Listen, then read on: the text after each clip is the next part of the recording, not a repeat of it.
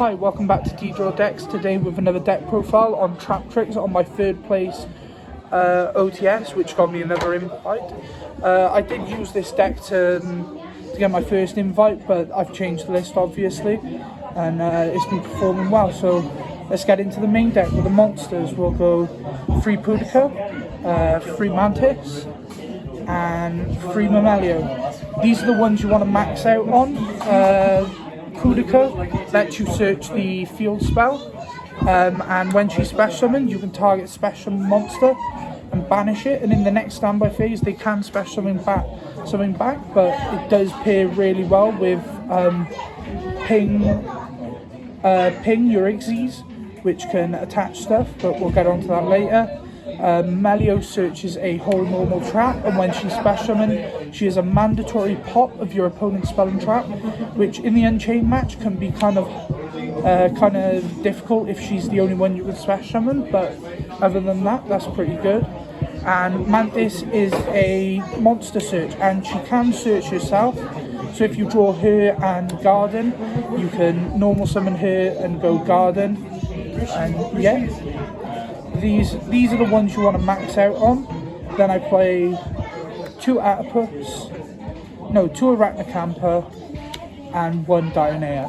I feel like Dionea is a brick, you don't want to see it in your hand at all. Arachnacampa is an extender, you don't mind seeing it, but you'd rather add it off Mantis or Ping. So that's for the main deck monsters. Yeah, well, I say that the extender, this is just a free rank 4, a free wrath, so if you want to play around Nib, your best bet is to normal summon a monster, special summon Parallel, and then go into Wrath, so then you're protected under Nib. And it's just, or it could be a free Dweller in the Unchained match. It is really good. Free Fenrir. I feel like the deck has a problem with big monsters and just keeping the board. Fenrir helps clear boards and also is an extra disruption going first.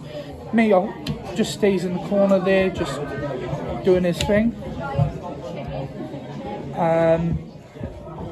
Free Ash, because yeah, it's Ash, and I feel like Branded is one of this deck's worst matchups.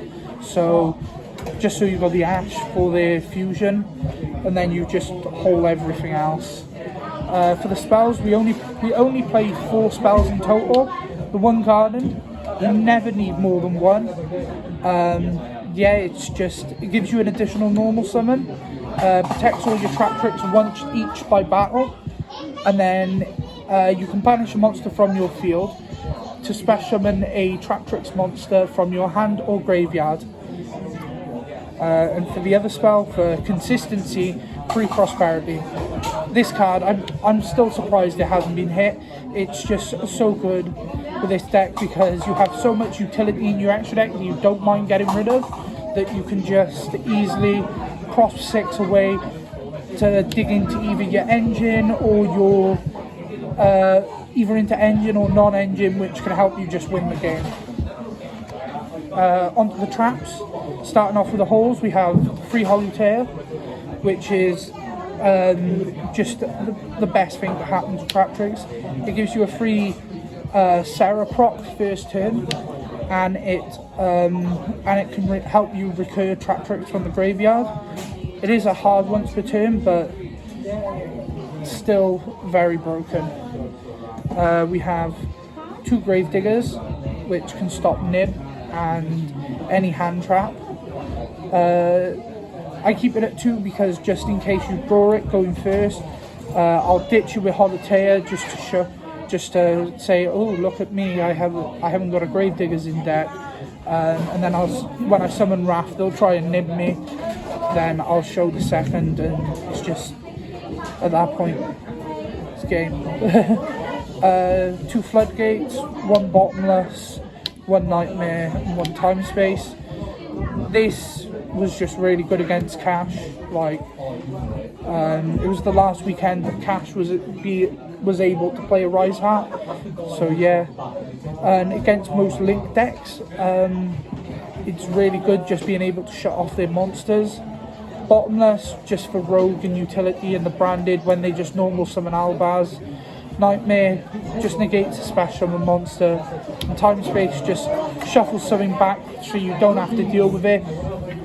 And yeah, then on to the non-engine traps, we have Free Imperm, which is really good this format, especially against Rescue Ace, just to be able to turn off their turbulence. Yeah, and evenly matched. People are saying why are you playing in the main, because even if going first you draw this, you can discard it with Holutea, so it's just a free discard fodder, so you don't go minus going first. Onto the extra deck, we have free Sarah. Sarah, you need to play free, you cannot play any less. Sarah is your best card in the deck. You just gain so much advantage off it, and it's unreal. One of the Earth Charmer, Link, you play one because of Ively Lock, just because it saves you from that, and sometimes you need to Link climb just to steal one of their things from their grave to just climb up. Into Atopus. Atopus, this is your OTK line, gives everything 1000 attack, and it can negate face-up field effects of cards, and it is cards, so not just monsters. You can negate continuous spells or traps on the field. So if they have a Tikaboo face up, you can negate it and then continue playing through. Double Wrath. I feel like you need to play Double Wrath because sometimes you Wrath lock yourself, so you need that extra disruption. And yeah, Ping. She combos really well with Pudica. Being able to have them. Also, she's a free search, so it's really good. Alamiris, she's another one for your OTK line. You normally only want to summon her when you're pushing for game, or you need to get more bodies on field. And yeah, you don't really use her second effect to attach, but that's really it. Those are the Traptrix. Then for the non-Traptrix extra deck, these are just Xyz. Redoer, Plan B, Dweller, Exciton, Zeus. And for the last funny, we play Cowboy, mainly for the memes. I didn't go into time much, so I never made this, but it's always fun to have it there, and just in case. I did Cowboy someone just because I left them on enough life for it. But yeah, Evil Swarm and Zeus, you play the both because you make Exciton Knight, you clear their board, you go battle phase, attack them, they take no damage, but main phase 2 you can just slap a Zeus on top of it, so you're going into their turn with a live Zeus. Dweller just for the Unchained and tier elements, just so then you don't have to worry about none of it. You can just Dweller and just say what can you do. Plan B for flu and just anything. Just if you have a bricky hand and you can, it is the only thing you can do, then sometimes Plan B is the way. Redoer, you can make this with Holutea, so you always have a disruption with it, and you can always banish it off. As well, you're always hoping to get a spell off the top of their deck, so you can draw a card as well. So that was the extra deck. Onto the side. For the side, we play free Gamma Seal for Noir, just big boss monsters we can't get over, or just a negate, you can just tide you over it. Droll. People say Droll's not good this format. I feel like the tournaments that I've been to and what I've seen, a lot of people are playing decks that die to Droll. Not much Unchained. Unchained doesn't, but like most other decks that have been around, most of the combo decks, just to stop them Stroll. For going second, we have Dark Ruler, just to destroy and stop them from activating anything,